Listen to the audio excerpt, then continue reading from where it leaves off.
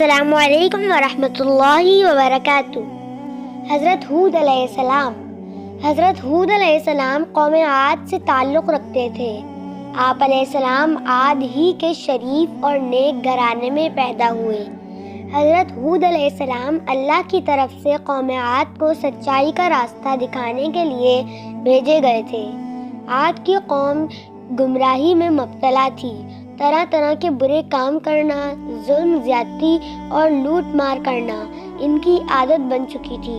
خاص کر کمزور طبقہ ان کے ظلم و زیادتی کا شکار تھا۔ غریب کا شکاروں میں کی زمینیں اور ان میں پیدا ہونے والا اناج مار دہاڑ کر چھین لیا کرتے تھے۔ انہیں فصل اگانے کی بھی مہلت نہیں دیتے تھے، اس لیے کمزور طبقہ بھوک و افلاس میں اپنے دن گزارتا تھا۔ قوم عاد کا پیشہ کاشتکاری تھا۔ وہ زراعت کے طریقوں سے بھی اچھی طرح واقف تھے۔ اس کے علاوہ پہاڑوں کی چٹانیں کاٹ کر ان پتھروں سے مضبوط عمارتیں بناتے، پہاڑ کے غاروں میں بھی رہتے تھے، پتھروں سے شکار کرتے تھے، جانوروں کو آگ میں بھون کر کھاتے۔ عاد کے لوگ عیش و عشرت کی زندگی بسر کرتے تھے، لیکن غریب اور محتاجوں کا خیال نہیں رکھتے تھے۔ بھوکوں کو کھانا نہیں کھلاتے، بلکہ ان کے پاس جو کچھ بھی کھانے کے لیے ہوتا چھین لیتے تھے۔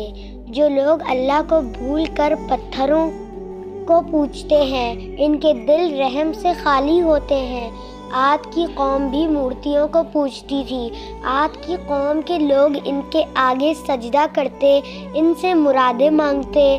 حضرت ہود علیہ السلام اللہ کے نبی تھے۔ وہ بت پرستی سے روکتے تھے، ظالموں کو ظلم کرنے سے روکتے، ایک اللہ کی طرف بلاتے۔ آپ علیہ السلام اپنی قوم سے کہتے، اے قوم، اللہ ہی کی عبادت کرو، اس کے سوا کوئی بھی عبادت کے لائق نہیں۔ وہی ایک ذات ہے جس کی عبادت کرنی چاہیے، جس نے زمین، آسمان، شجر اور حجر کو پیدا کیا۔ اے قوم، تمہیں کیا ہو گیا ہے کہ اللہ کو چھوڑ کر بتوں کو پوج رہے ہو؟ ان بتوں کی پوجا سے تمہیں کچھ حاصل نہیں ہوگا۔ یہ تمہاری سراسر جہالت اور گمراہی ہے۔ بہتر یہی ہے تم ان بتوں سے منہ موڑ لو جنہیں تم نے اپنے ہاتھوں سے بنایا ہے۔ حضرت ہود علیہ السلام نے اپنی قوم کو نصیحت کرتے ہوئے کہا، اللہ تعالیٰ نے تمہیں اور ساری کائنات کو پیدا کیا، زمین میں رزق کا سامان پیدا کیا، تم کھیتی باڑی کرتے ہو، تم زمین سے زیادہ اناج حاصل کرتے ہو، اس کے باوجود تم دوسروں کا اناج چھینتے ہو، بلکہ تمہیں تو چاہیے تھا کہ اپنے اناج میں سے محتاجوں اور غریبوں کا حصہ نکالتے، بھوکوں کو کھانا کھلاتے تاکہ وہ بھی تمہاری طرح زندہ رہ سکیں، لیکن تم ایسا نہیں کرتے۔ جو کچھ اللہ نے تمہیں دیا ہے اس کا شکر بجا لاؤ۔ اس کا طریقہ یہ ہے کہ جن کے پاس اناج نہیں ہے تم انہیں کھانے پینے کا سامان دو۔ اگر تم ایسا نہیں کرتے تو یہ تمہاری بدبختی کی علامت ہے۔ حضرت ہود علیہ السلام کی نصیحتیں سن کر لوگ جواب دیتے، ہم سے کیا چاہتے ہو؟ ہم جو کچھ کرتے ہیں ہماری اپنی مرضی ہے، ہم اپنی محنت سے اناج پیدا کرتے ہیں، ہم کسی بھوکے کو کیوں کھلائیں؟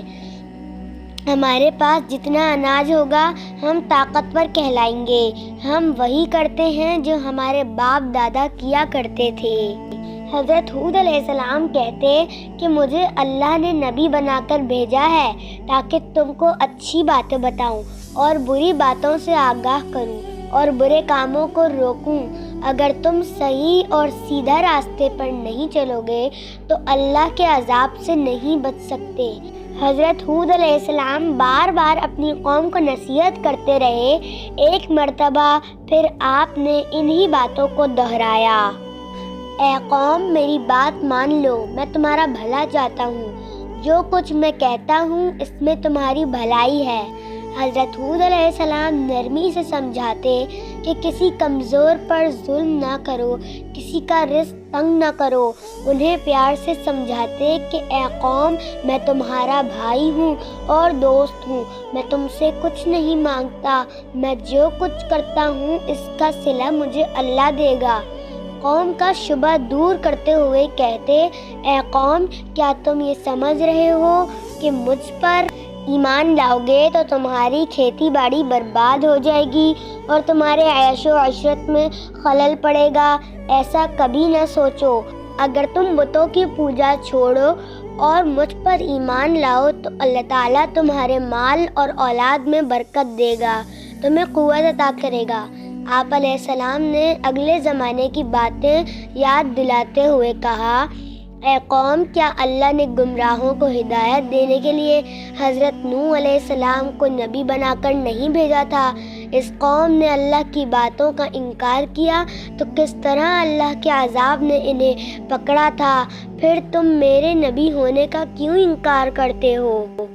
آپ علیہ السلام نے بتوں کے بارے میں فرمایا، یہ بت جسے تم اپنا معبود سمجھتے ہو، یہ نہ کسی کے ساتھ بھلائی کر سکتے، نہ یہ تمہیں نقصان پہنچا سکتے، بلکہ تم خود اپنا نقصان کر رہے ہو۔ آپ علیہ السلام نے انہیں آگاہ کرتے ہوئے کہا، اے قوم، تمہارے جھوٹے معبودوں پر نہ میں ایمان لاؤں گا نہ ان سے ڈروں گا۔ میرا بھروسہ اللہ پر ہے جو تمہارا اور ہمارا پروردگار ہے۔ قوم عاد کے لوگ برابر نصیحتیں سنتے لیکن کوئی توجہ نہیں دیتے، ایک کان سے سنتے تو دوسرے کان سے اڑا دیتے۔ ایک روز قوم عاد کے لوگوں نے حضرت ہود علیہ السلام سے پوچھا کہ تم بار بار نبی ہونے کا دعویٰ کرتے ہو تو اس کی تمہارے پاس کیا دلیل ہے؟ ہمیں دلیل دکھاؤ، ہم دیکھنا اور سننا چاہتے ہیں۔ بغیر دلیل دیکھے ہم اپنے معبودوں کو نہیں چھوڑیں گے، اور یہ بھی بتاؤ کہ جس عذاب کی بات کر کے ہمیں ڈرا رہے ہو وہ عذاب کب آنے والا ہے؟